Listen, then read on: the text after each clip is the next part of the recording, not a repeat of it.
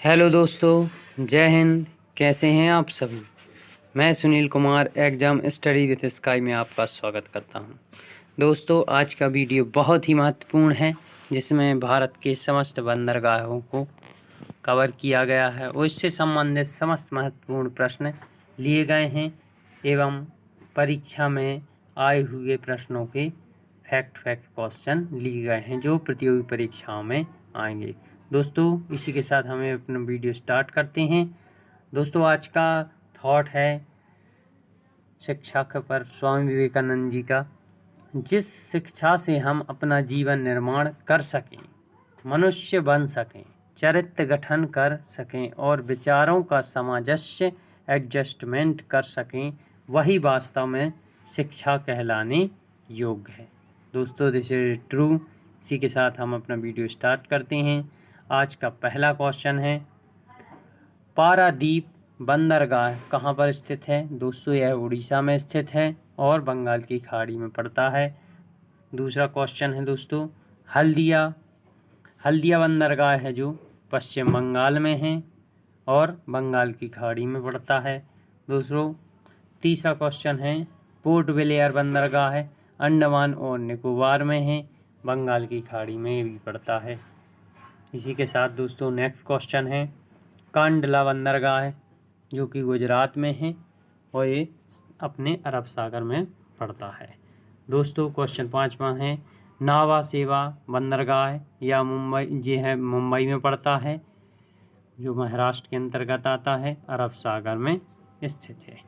दोस्तों, छठवां नंबर का बंदरगाह है गोवा बंदरगाह है, जिसे मारमगाऊ भी कहा जाता है। यह गोवा राज्य में पड़ता है और अरब सागर में स्थित है। इसी के साथ सातवें नंबर का क्वेश्चन है, न्यू मंगलोर बंदरगाह कहाँ पर स्थित है। तो दोस्तों, ये कर्नाटक में स्थित है और यह भी अरब सागर में ही आता है। दोस्तों, नेक्स्ट क्वेश्चन है, कोच्चि बंदरगाह केरल में पड़ता है।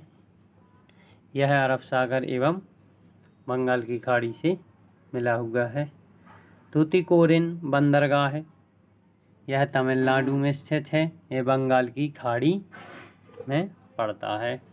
चेन्नई बंदरगाह तमिलनाडु में स्थित है और यह भी बंगाल की खाड़ी में पड़ता है। एन्नूर बंदरगाह है तमिलनाडु में पड़ता है और बंगाल की खाड़ी में स्थित है।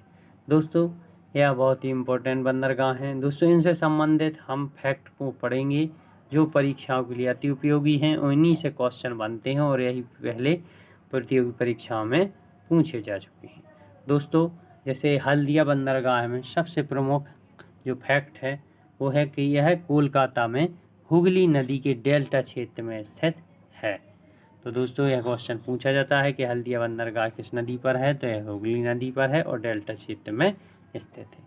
यहीं पर स्थित कोलकाता पोर्ट ट्रस्ट का नया नाम श्यामा प्रसाद मुखर्जी पोर्ट ट्रस्ट किया गया है। दोस्तों, इसे पूर्वी भारत का प्रवेश द्वार भी कहा जाता है। यह बहुत ही इम्पोर्टेंट है। दोस्तों, इसी के साथ हम पोर्ट ब्लेयर बंदरगाह की कुछ खास बातें पढ़ेंगे। यह बंदरगाह बंगाल की खाड़ी और अंडमान सागर की संगम पर अंडमान निकोबार द्वीप समूह की राजधानी पोर्ट ब्लेयर पर स्थित है। दोस्तों, इसे हाल ही में भारत के 13वें प्रमुख बंदरगाह के रूप में शामिल किया गया है। अभी तक हमने कुल 12 बंदरगाह पढ़ी थी, लेकिन 13वां बंदरगाह के रूप में इसे मान्यता दी गई है। दोस्तों, इसी के साथ ही हम एन्नूर बंदरगाह के कुछ इम्पोर्टेंट फैक्ट पढ़ते हैं। इसमें चेन्नई बंदरगाह के बाहर वाहन को कम करने के लिए एन्नूर बंदरगाह बनाया गया। यह भारत का पहला कॉरपोरेट पोर्ट भी है। वह भारत का पहला कंप्यूटराइज्ड बंदरगाह है। दोस्तों, यह क्वेश्चन कई बार पूछा गया है कि भारत का पहला कंप्यूटराइज्ड बंदरगाह कौन है। तो यह कौन सा है? एन्नूर बंदरगाह है। विशाखापट्टनम बंदरगाह है, यह आंध्र प्रदेश की विशाखापट्टनम में स्थित है, बंगाल की खाड़ी में।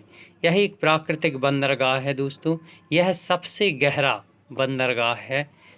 विशाखापट्टनम बंदरगाह पर डॉल्फिन नोज नामक चट्टान है, जिससे जहाज पानी की लहरों से सुरक्षित रहते हैं। यह इसकी विशेषता है। नेक्स्ट बंदरगाह है दोस्तों तूतीकोरिन बंदरगाह। इसके कुछ हमने इम्पोर्टेंट फैक्ट्स लिए हैं, जैसे कि तूतीकोरिन बंदरगाह तमिलनाडु का दूसरा सबसे बड़ा बंदरगाह है। तूतीकोरिन बंदरगाह को चिदम्बरम पोर्ट भी कहा जाता है। यहाँ पर दोस्तों समुद्र तट पर कम गहरा होने के कारण बड़े जलयान पहले ही रोक दिए जाते हैं इस बंदरगाह में आने से पहले। चेन्नई बंदरगाह की कुछ खास विशेषताएं हैं दोस्तों कि चेन्नई बंदरगाह तमिलनाडु का सबसे बड़ा बंदरगाह है। यह देश का सबसे पुराना कृत्रिम बंदरगाह है जो मानव के द्वारा निर्मित किया जाता है, उसे कृत्रिम कहते हैं, आर्टिफिशियल। चेन्नई बंदरगाह मुख्य रूप से उर्वरक के क्षेत्र में बहुत अधिक उपयोगी है।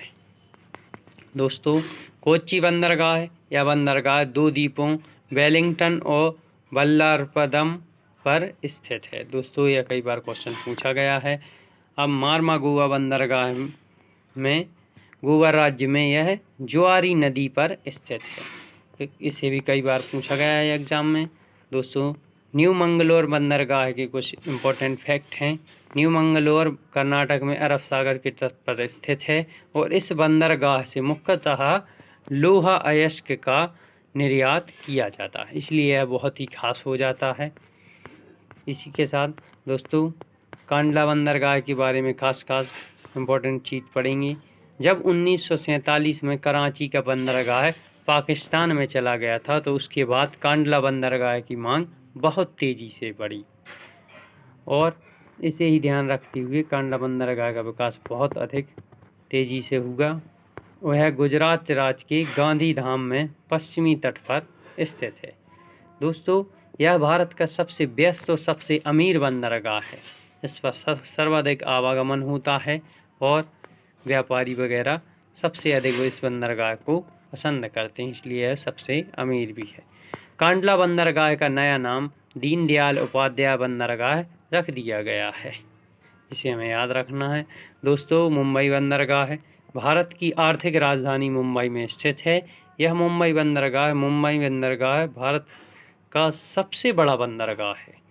दोस्तों मुंबई में ही स्थित, महाराष्ट्र में ही स्थित है नाहवा सेवा बंदरगाह, जो कि मुंबई बंदरगाह के अतिरिक्त भार वहन करने के लिए नाहवा सेवा बंदरगाह को बनाया गया।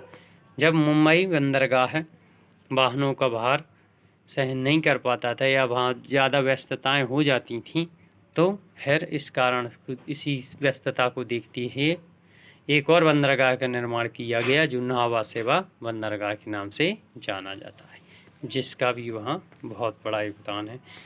दोस्तों thanks for watching this video. दोस्तों इस चैनल को लाइक शेयर एवं सब्सक्राइब जरूर करें। मिलते हैं नेक्स्ट वीडियो में, जब तक के लिए जय हिंद।